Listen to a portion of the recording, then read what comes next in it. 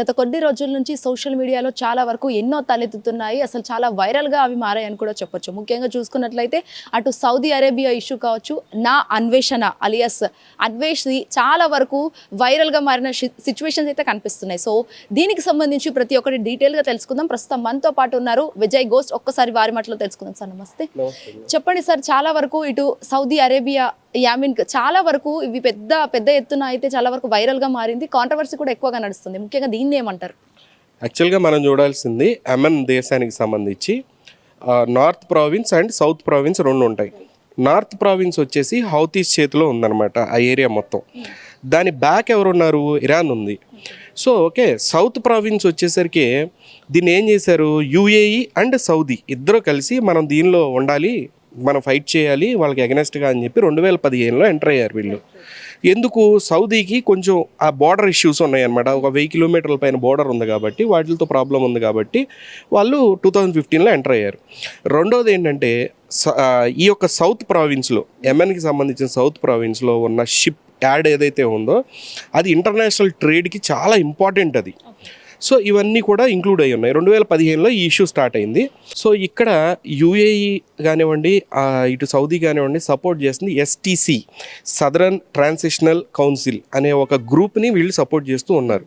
ఇప్పుడు ప్రజెంట్ ఏమైందని అంటే 2025లో ఇక ఇట్లా లాభం లేదు, సౌదీ ఆ యొక్క హౌతీస్తో డీల్ కుదుర్చుకుందనమాట. ఓకే, మీరే మొత్తం తీసుకొని ఈ కంట్రీ మొత్తాన్ని, అంటే రెండు భాగాలు ఉన్నాయి కదా, హౌతీస్ మీరు తీసుకొని మీరు ఏమన్నా ఉంటే కానీ వాళ్ళు ఒక ప్యాక్ట్ మాట్లాడుకున్నారు. కానీ యూఏఈకి అది ఇష్టం లేదు. ఎందుకు ఇష్టం లేదంటే అక్కడ చాలా ఇంపార్టెంట్ సీ పోర్ట్ ఉంది కాబట్టి వదలడం ఇష్టం లేదు కాబట్టి ఎంతో కొంత వెపన్స్ పంపిస్తూ ఉన్నారు. అది మొన్న ఆ షిప్ యార్డ్లో అవి ఒకటి పాపప్ అవ్వగానే ఇమీడియట్గా సౌదీ దాని మీద బాంబింగ్ చేసింది. సో అక్కడ ఎస్కలేషన్ అనేది స్టార్ట్ అయింది. ఇక్కడ మనం చూడాల్సింది ఏంటంటే ఇక్కడ కుడితిలో పడ్డ ఎలికలాగా ఉన్నది పాకిస్తాన్ పరిస్థితి. మనం అందరం అనుకున్నాం అదేంటి రేపు పొద్దున సౌదీ జోలికి ఎవరన్నా వస్తే పాకిస్తాన్ మీద యుద్ధం చేసినట్టే, పాకిస్తాన్ మీద యుద్ధం చేసిన సౌదీ మీద యుద్ధం చేసినట్టే అనే ఒక ప్యాక్ట్ నడుస్తుంది అన్నప్పుడు ఇండియాకి సంబంధించిన మన పొలిటీషియన్స్ ముందే ఊహించారు ఇది. ఎందుకు? ఇప్పుడున్న పరిస్థితుల్లో యుఏఈ సౌదీ రెండు ముస్లిం కంట్రీస్ ఏదో ఒక సైడ్ తీసుకొని పాకిస్తాన్ వెళ్ళగలదా? ఎందుకు? రెండు బ్రదర్సే కదా, వెళ్ళలేదు. అలానే అమెరికా కూడా ఇప్పుడు ఏం చేసింది, పాలస్తీన్ సపోర్ట్ తీసుకున్న పాకిస్తాన్ని మీరు అక్కడికి డిప్లాయ్ చేయండి మీ ఆర్మీని అని చెప్పేసి. సో ఏమి చేయలేని పరిస్థితి అనమాట ఇప్పుడు పాకిస్తాన్ పరిస్థితి. సో కుడితిలో పడ్డ ఎలకలాగా గిలగిల తనుకుంటూ ఉంది. ఇవన్నీ కూడా ఎప్పుడు జరిగే యుద్ధాలే. ఇవన్నీ కూడా అమెరికన్ బ్యాక్డ్ కానివ్వండి, ఇక్కడ ఇరాన్ చూసినట్లయితే రష్యన్ బ్యాక్డ్ కానీ ఉంటాయి. ఇదంతా కూడా మెయిన్గా ఆ ట్రేడ్ రూట్ గురించి ఆ ఇష్యూ అనేది మనకు క్లియర్గా అర్థమవుతుంది. సో రైట్ సార్, చూసుకున్నట్లయితే మాత్రం నా అన్వేషణ ఎంత పెద్ద వైరల్ అవుతుందంటే చాలా వరకు కాంట్రవర్సీ అవుతుంది. అసలు వాడిని ఏం చేయాలి, అంత సనాతన ధర్మం గురించి కావచ్చు, అమ్మవార్ల పైన అసలు ఇష్టరీతిగా మాట్లాడడం అది ఎంతవరకు కరెక్ట్? ఒకవేళ చాలా వరకు ఇటు హైదరాబాద్ పోలీసులు కూడా హైదరాబాద్కు తీసుకొస్తాము, ఖచ్చితంగా అరెస్ట్ చేస్తాము, జీవిత ఖైదు అని చాలా వరకు ఆరోపణలు వినిపిస్తున్నాయి. అసలు ఏమంటారు, ఏం చేయాలి అతన్ని? మీడియా పాయింట్ ఆఫ్ వ్యూ చూస్తే కనుక ఇంతకుముందు చాలా ఇట్లాంటి సమస్యలు వచ్చినప్పుడు ఒక 8 మంది టీమ్స్ వెతుకులాట చేస్తూ ఉన్నాయి, ఒక 10 మంది టీంలు వెళ్ళారు అని చెప్పి అక్కడ పోలీస్ స్టేషన్ నుంచి ఒక కానిస్టేబుల్ కూడా కదలడు. కానీ మీడియా మాత్రం ఇలా రాసుకొస్తూ ఉంటుంది అనమాట. సో ఇవన్నీ పక్కన పెడితే అన్వేషణకి సంబంధించిన ఇష్యూ తీసుకుంటే అతను చేసిన డెరోగేటరీ కామెంట్స్ అగెనెస్ట్ హిందూయిజం కానివ్వండి, అవన్నీ కూడా 100% అతని మీద యాక్షన్ తీసుకోవాల్సిన అవసరం ఉంది. అవన్నీ ఎంటైర్లీ డిఫరెంట్ టాపిక్. బట్ ఇక్కడ మీరు చూస్తే అన్వేష్ టాపిక్లోకి వచ్చింది ఎవరు అంటే, ఒక సమస్య అనేది ఎప్పుడు కూడా సమాజంలో రాగానే దానిలో దొంగలు పడుతూ ఉన్నారనమాట. ఇంతకుముందు కొన్ని సమస్యలు తీసుకుంటే పొలిటీషియన్స్ దూరారు. ఇప్పుడు ఈ సమస్య చూసుకుంటే కొంతమంది దొంగలు ఇన్ ద సెన్స్ మనం క్లియర్గా చూసుకుంటే బెట్టింగ్ మాఫియా చూడండి. ఇప్పుడు రవి తెలుగు ట్రావెల్ అనేవాడు కానివ్వండి, బయ్యా సన్నీ యాదవ్ కానివ్వండి, ఒక ఇమ్రాన్ కానివ్వండి, ఒక ఎవరు హర్షసాయి కానివ్వండి, ఒక ప్రకాష్ రాజ్ని తీసుకున్న వీళ్ళంతా ఎవరండి? Betting mafia. ఇక్కడ ఎవరున్నారు? జెన్యున్గా ఉన్న వాళ్ళు ఎవరున్నారు? ఇక్కడ అన్వేష్ అన్న మాటలు నేను 100% సపోర్ట్ చేయట్లేదు. అన్వేష్ అన్న మాటలు 100% యాక్షనబుల్ తీసుకోవాల్సిన అవసరం, వాడిని లోపల వేయాల్సిన అవసరం, దట్ ఈస్ సెకండరీ. కానీ ఇదే కాంటెక్స్ట్లో ఎంతో కొంత read man is a living poem మనం చూసినప్పుడు ఎంతో కొంత మంచి నేర్చుకోమన్నారు, వాడి దగ్గర నుంచి చెడు నేర్చుకోమల్లా. అన్వేష్ చేసిన ఫైట్ ఇంతకుముందు మనం చూసుకుంటే బెట్టింగ్ మాఫియాకి అగెనెస్ట్గా వెళ్ళిన క్రమంలో అదే బయాస్ అని యాదవ్ మొన్న ఏమంటున్నాడు, ఈ ఛానల్స్ అన్నీ క్లోజ్ చేసేయాలి, నా వివరణ ఏదన్నా ఉంటే కనుక ఆయన వివరణ 3 రోజుల తర్వాత ఇస్తాడంట. ఏమిస్తావు నువ్వు? ఈ రవి కానివ్వండి, బయాస్ అని యాదవ్ కానీ తెల్లగితే పాకిస్తాన్ వెళ్తూ ఉంటారనమాట. ఏం చూపించడానికి వెళ్తున్నారు? అంత పూర్తిగా మనకి శత్రు దేశాలలోకి పద్దాక రవిని చూసినట్లు రవి కూడా నేను అంటున్నాడు, నేను బంగ్లాదేశ్ ట్రావెల్ చేస్తా, పాకిస్తాన్ ట్రావెల్ చేస్తా, దేనికి ఎవడెళ్ళమంటున్నాడు నిన్ను? సో ఇవన్నీ పక్కన పెట్టినా. ప్రకాష్ రాజు ఉన్నాడు, సనాతన ధర్మ ఈజ్ ఎ క్యాన్సర్ అన్నాడు.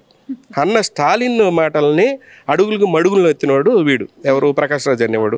హిందూ ధర్మానికి పూర్తిగా ఎగనెస్ట్కి వెళ్ళినోడు ఈ ప్రకాష్ రాజు.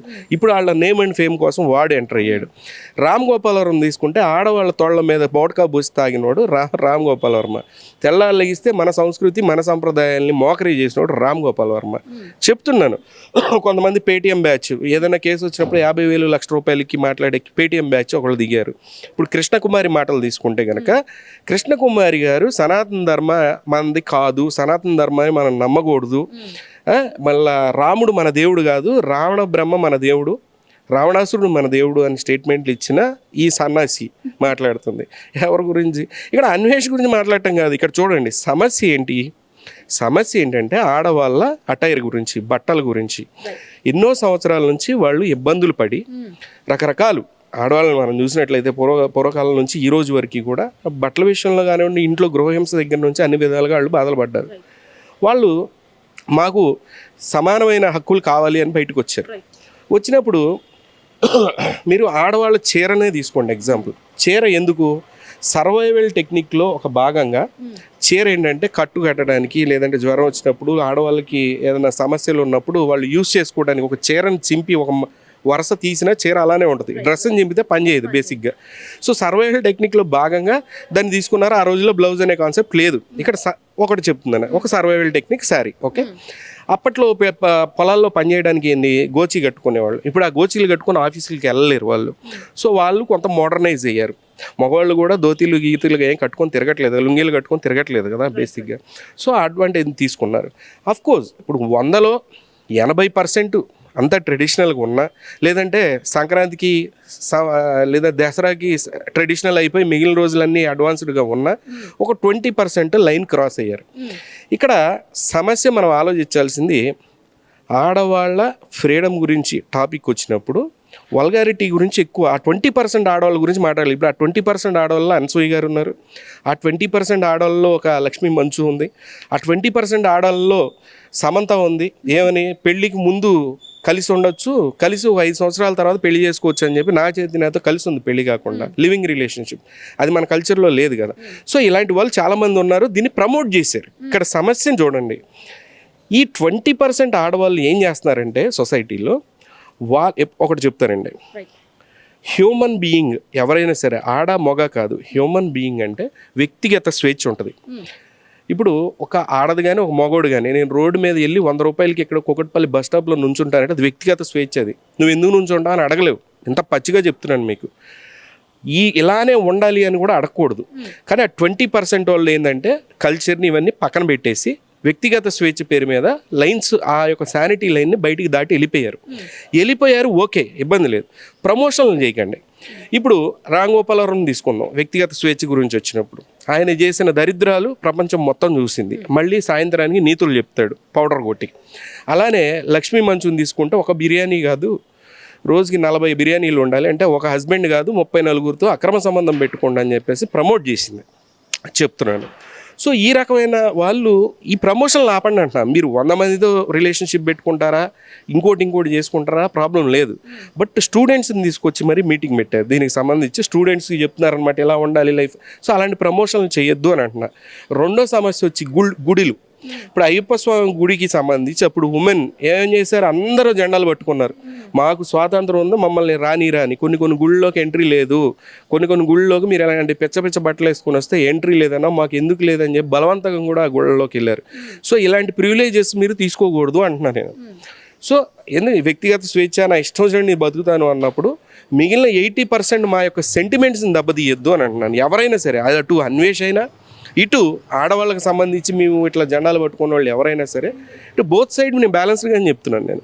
సో సమస్యని మెయిన్గా 80% వాళ్ళ మీద నేను కాన్సన్ట్రేట్ చేసింది. ఈ ఏళ్ళ వల్ల, ఈ 20% వల్ల మిగిలిన 80% వాళ్ళ మీద ఆ ఎఫెక్ట్ పడుతుంది అంటున్నా. అందరూ ఏం చేస్తారు రేపొద్దున వీళ్ళ మాటలు విన్నోడు రోడ్డు మీద పూర్తిగా కవర్ చేయకపోతే నీ మీద యాసిడ్ పోతాను తిరుగుతాడు రేపొద్దున. చెప్తున్నాను, రేపొద్దున ఇంకొక ఆడపిల్ల కనుక కొంచెం ఏదన్నా మోడర్న్గా డ్రెస్ వేసుకొని వెళ్తే నీ మీద పెట్రోల్ పోస్తానని తిరుగుతాడు. ఇలాంటి ఆటిల్ని కనుక ఎవరైనా సపోర్ట్ చేస్తే నేను చెప్తున్నాను. సో బోత్ సైడ్స్ ఇష్యూ ఉన్నాయి. ఇది ఒక కాంప్లికేటెడ్ అండ్ యూనో చాలా కాంప్లికేటెడ్ టాపిక్ ఇది. సో దీన్ని డీల్ చేసే విధానం వేరే ఉంటుంది. ఆడవాళ్ళకి సంబంధించిన ఇష్యూని ఆడవాళ్ళు డీల్ చేయగలరు. అది ఒక శివాజీ వచ్చో లేదంటే ఇంకోటి వచ్చో చేయాల్సిన అవసరం లేదు. ఇప్పుడు శివాజీ కాంటెక్స్ట్ తీసుకున్నా మీరు చూడండి, రీసెంట్గా 1960 నుంచి బాలీవుడ్ ఇండస్ట్రీ కానివ్వండి, ఆ తర్వాత 1980ల తర్వాత తెలుగు ఇండస్ట్రీ కానివ్వండి, హిందువుల్ని మోకరీ చేస్తూనే ఉన్నారు సినిమాల ద్వారా. అట్ ద సేమ్ టైం ఇప్పుడు రీసెంట్గా జరిగిన దురంధర్ మూవీ తీసుకుంటే సినిమా రిలీజ్ అవుతున్న 2 రోజుల ముందు అమ్మవారి గురించి, కాళిక అమ్మవారి గురించి డెరోగేటరీ కామెంట్ చేసింది ఎవరు? ఈ యొక్క రణ్వీర్ సింగ్. మన Rajamouli Varanasi cinema teaser release ముందే హనుమంతుడి గురించి డెరోగేటరీ కామెంట్స్. ఇప్పుడు మీరు చూసుకుంటే ఆవిడ చిన్మయి, ఆవిడ సినిమా రిలీజ్ అయినప్పుడు దుపట్టా ఒక ఆవిడ వచ్చి ఇసిరేయటం, నాకు ఫ్రీడమ్ కావాలని చెప్పి పెంట చేయటం చెప్తున్నాను. తర్వాత శివాజీ సినిమా దండోరా రిలీజ్ అయినప్పుడే ఈ దరిద్రం. అంటే ఇక్కడ వీళ్ళు ఇష్యూ బేస్డ్గా వీళ్ళు ఏమైనా పోరాడే వాళ్ళకి కనపడుతున్నారు మీకు? సినిమాల ప్రభావం వల్లేనా ఇదంతా జరుగుతుంది? సినిమాల కోసమే అటువంటి స్టేట్మెంట్ వీళ్ళు చేసేది, అటెన్షన్ కోసం, సినిమా వైరల్ అవ్వాలి. ఇంతకు ముందు చాలా సినిమాలకి ఇంతే చేశారు. ఏదర్ హిందువులకు సంబంధించిన కల్చరు వాటి మీద ఇటువంటి డెరోగేటరీ కామెంట్ చేసినప్పుడు ఆ సినిమాలో ఏదో వైరల్ అయింది అనుకున్నాడు శివాజీ కూడా. కానీ అదేమైంది, ఉల్టా అయింది కొన్ని రోజులు. ఆ తర్వాత మళ్ళీ ప్లస్ వచ్చింది. ఇవన్నీ పక్కన పెడితే సబ్జెక్ట్ మనం చాలా క్లియర్గా తీసుకుంటే ఇదంతా కూడా మూవీ ప్రమోషన్కి వీళ్ళు చేస్తున్న స్టేట్మెంట్స్. ఇట్లాంటి సెన్సిటివ్ టాపిక్స్ని తీసుకున్నప్పుడు చాలా జాగ్రత్తగా డీల్ చేయాల్సిన అవసరం ఉంది, ఫిల్టర్ చేసి చేయాల్సిన అవసరం ఉంది. దరిద్రులందరినీ తీసుకొచ్చి మీటింగులు పెట్టడం, దరిద్రులందరినీ తీసుకొచ్చి మీ రివ్యూ ఏంటని అడగటం కూడా కరెక్ట్ కాదు అని అంటున్నాను.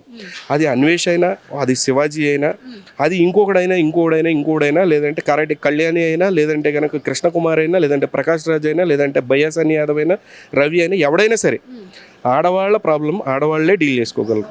చాలా పెద్ద వాళ్ళు ఉన్నారు, దానిలో ఎడ్యుకేటెడ్ ఉన్నారు. ఇప్పటి వరకు ఆడవాళ్ళ రైట్స్ ఎవరు మగవాళ్ళు వచ్చి ఇచ్చారు, ఆడవాళ్ళే ఫైట్ చేసి తీసుకున్నారు. ఈ యొక్క ఇష్యూను కూడా వాళ్ళు ట్యాకిల్ చేసుకోగలరు అంటున్నారు. అదే ఇక్కడ ఆల్రెడీ దాంట్లో మీరు ఇప్పుడు అన్నట్టుగానే ఆడవాళ్ళు ఫ్రీడమ్స్ ఆడవాళ్ళు మాత్రమే వాళ్ళే తెచ్చుకున్నారు అని అంటున్నారు. అందులో ఒక కృష్ణకుమారి గారు ఉన్నారు, ఒక కరాటే కళ్యాణి గారు ఉన్నారు. సో వాళ్ళకి తెలియదా ఆ మాత్రం? వాళ్ళు ఎందుకు కాంట్రవర్సీ? ఆడవాళ్ళ రైట్స్ గురించి వాళ్ళేం పోరాడలేదు. ఇప్పుడు కరాటే కళ్యాణి తీసుకుంటే ఆవిడ చేసిన సినిమాలు, సీన్లు అవన్నీ చూస్తే కనుక ఈ రోజుకి ఏమి అనాలో కూడా ఎవరికి అర్థం కావట్లేదు. ఈ రోజున ఆవిడ సోషల్ యాక్టివిస్ట్లా బయటకు వచ్చింది. కృష్ణకుమార్ గారు తీసుకుంటే కనుక హిందూ ధర్మానికి అన్వేషణ పక్కన పెట్టండి, హిందూ ధర్మానికి అగనెస్ట్గా విపరీతమైన కామెంట్స్ చేసింది ఆవిడ. సడన్గా వీళ్ళందరికీ రాత్రి దేవుడు కనిపించాడు ఏందో నాకు అది అర్థం కావట్లేదు, కానీ అందరూ వచ్చి నీతులు మాట్లాడుతున్నారు. ఈవెన్ మన రామ్ గోపాల్తో సహా. ఇక్కడ సమస్య ఆడవాళ్ళు అంటే 20%లో ఎవరిని తీసేసి అనేది పక్కన పెట్టేసేయండి, 80%లో వాళ్ళకంటూ ఉమెన్కి ఇవి ఉన్నాయి కదా, లేడీస్కి ఉమెన్ సంఘాలు ఉన్నాయి, లేదంటే ఇంకోటి ఉన్నాయి, కమిషన్స్ ఉన్నాయి. వాటిలో వాళ్ళు కల్చర్కి తగ్గట్టుగా ఎలా బిహేవ్ చేయాలి, ఇలాంటి ప్రమోషన్లకు సంబంధించి ఇంకా ఐటీలా డెవలప్ అవ్వాల్సింది. ఇంతకుముందు ఏంటంటే ఇట్లాంటి పిచ్చ వ్యవహారాలు చేస్తే కనుక ఆ ఊరు వరకు ఆ 10 మందికే పరిమితం అయ్యి ఉండేది. ఇప్పుడు ఏంటంటే డిజిటలైజ్ అయింది లైఫ్. రీల్స్ కానీ ఇట్లాంటి వీడియోల్లో కానీ ఇట్లాంటి ఎగ్జిబిట్ చేసినప్పుడు ఏంటంటే అవతల ఉన్న పిల్లలు ఉంటారు, మైనర్స్ ఉంటారు. మీరు చూస్తే కనుక ఇన్స్టాగ్రామ్ రీల్స్లో చాలామంది మైనర్ పిల్లలు, ఆడపిల్లలు ముఖ్యంగా లైక్స్ అండ్ సబ్స్క్రైబర్స్ కోసం వాళ్ళు దే ఆర్ కొంచెం దరిద్రంగానే బిహేవ్ చేస్తూ ఉన్నారన్నమాట. సో ఎక్స్పోజ్ చేస్తూ ఉన్నారు వాళ్ళకు వాళ్ళు. సో ఇటువంటి కల్చర్ ఇంకా ఏంటంటే అది ముందుకెళ్తూనే ఉంది. కాబట్టి వీటిలన్నిటికీ ఫుల్ స్టాప్ పెట్టాలంటే ఇక్కడ చూడండి, సమస్య వచ్చి ఆడవాళ్ళు అట్టారు. ఇప్పుడు సమస్య ఎక్కడికి వెళ్ళింది? హిందూ దేవుళ్ళ దగ్గరికి వెళ్ళింది. హిందూ దేవుళ్ళు అయితే కనుక 100 ప్రాబ్లమ్స్ ఉన్నాయి. మీరు చెప్పండి, ఒక 5 నిమిషాల పాటు మీరు వెంకటేశ్వర స్వామిని చూడగలరా వెళ్ళి? చెప్పండి. ఒక విఐపి వెళ్తే స్వామివారిని ముందు నుంచోబెట్టి, లేదంటే ఒక హీరోయిన్ సంవత్సరం మొత్తంలో 30 సార్లు వెళ్ళినా 40 సార్లు వెళ్ళినా స్వామివారి ముందు నుంచోబెడతారు. చెప్తున్నా, అట్లాంటి సమస్యలు ఉన్నాయి హిందువులకి చాలా. లేదంటే ఇంకా వేరే టాపిక్స్ ఉన్నాయి, లేదంటే సాయిబాబా గురించి ఉంది, ఇంకోటి ఉంది. ధర్మాన్ని ముందు ప్రక్షాళన చేయండి, దాని గురించి ఈ చాలా సమస్యలు ఉన్నాయి. ఆడెవడో మాట్లాడాడు అని చెప్పి దాన్ని పట్టుకొని ఆ మీడియా టైం వేస్ట్, ప్రజల టైం వేస్ట్. చెప్తున్నా కదా, వాడు దొరికినప్పుడు దొరుకుతాడు, లోపలేసి మాట్లాడండి. ఇంకా సమస్యలు ఉన్నాయి. ఎలాగో ఫైట్ లేపారు కాబట్టి ఇప్పుడు హిందూ ధర్మం ప్రక్షాళన గురించి మాట్లాడండి, ఆడవాళ్ళ మీద జరిగే వీటి గురించి మాట్లాడండి, ఫ్రీడమ్ గురించి, అన్నిటి గురించి మాట్లాడుకుందాం అని అంటున్నాను నేను. కానీ ప్రాపర్ వేలో తీసుకెళ్ళండి ఎవరు వచ్చినా సరే. ఈ దొంగలంతా దీనిలో పడిపోయి అన్వేషణ వన్ సైడ్గా టార్గెట్ చేయడం కరెక్ట్ కాదంటున్నారు.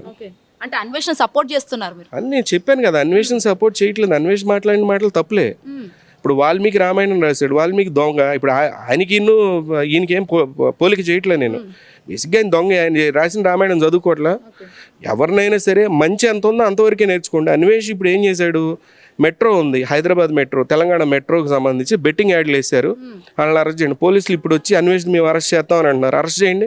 బెట్టింగ్ యాప్ల వల్ల ఎంతమంది చనిపోయారు, ఎంత డబ్బు పోయింది, ఎంతమంది దొంగలు తయారయ్యారు. వీళ్ళందరినీ ఐబొమ్మ రవికి ఇచ్చిన ట్రీట్మెంట్ని వాళ్ళకి ఇచ్చారా? నిధి అగర్వాల్ డాకు రాణి, ఆమె 5 సంవత్సరాలుగా నిద్రాహారాలు మాని బెట్టింగ్ యాడ్లు ఎవ్వరు కూడా ఇప్పటి వరకు చేయలేదు. ఆవిడ చేసినంత బెట్టింగ్ యాడ్లు. ఆవిడని అంతే అరెస్ట్ చేసి అదే ట్రీట్మెంట్ ఇచ్చారా? మెట్రోకి సంబంధించిన వాళ్ళని ఇంతే అరెస్ట్ చేశారా? వాళ్ళ మీద కేసులు పెట్టారా? ఈ రోజుకి కోర్టులో ఆ ఫైల్ని జడ్జి ముందుకు రానియకుండా చేస్తుంది ఎవరు? చెప్తున్నా. ఇన్ని సమస్యల మీద కూడా పోరాడాడు కదా అన్వేష్. మనం మంచినే తీసుకుందాం. అన్వేష్ ఇప్పుడు చెడ్డోడు. ఇప్పుడు అన్వేష్ గురించి మాట్లాడుకుంటే మనకు వచ్చేది ఏముంటుంది అంటున్నా. వాడు ఎదవా ఎగ్జాంపుల్. మనం ఇప్పుడు వాడు మాట్లాడిన మాటలు తప్పు, వాడిని సారీ అన్నాడు, అది యాక్సెప్ట్ చేస్తారా యాక్సెప్ట్ చేయరా అనేది నెక్స్ట్ సెకండరీ ఇష్యూ. బట్ మనం ప్రెజెంట్లో బతకాలి కదా. అన్వేషణ ఏదో చేస్తేనో, వాడికి ఒక 1 మిలియన్ ఫాలోవర్స్ తగ్గితేనో ఆ ఛానల్స్ అన్నిటికీ ఏమన్నా వస్తాయా? ఏదో పర్సనల్ ప్రాపగెండా నడుపుతున్నట్టు 3-4 రోజులు నడుపుతున్నారు. ప్రజలకి ఏం లాభం? వాడికి ఇప్పుడు ఒక 5 లక్షల మంది దగ్గరనుకోండి, రేపు పొద్దున మళ్ళీ 10 లక్షల మంది పెరుగుతారు. ఇక్కడ ఓకే, ఓవరాల్ గా ఈ సినారియో మొత్తం అసలు పెరిగే అమ్మాయిలకు కావచ్చు, లేకపోతే యూత్ లో ఉన్న అమ్మాయిలు ఎవరైతే యువతకు మీరు ఏం చెప్పాలనుకుంటున్నారు? చెప్తున్నారు, సమాజంలో ఇట్లాంటి ఇష్యూస్ వస్తూనే ఉంటాయి. వచ్చినప్పుడు అందరూ పాయింట్ మీద ఫైట్ చేయడానికి ట్రై చేయండి. ఒకటేసారి డివేట్ అయిపోయి, ఎగ్జాంపుల్ నీ అన్వేష్ కేసునే తీసుకోండి.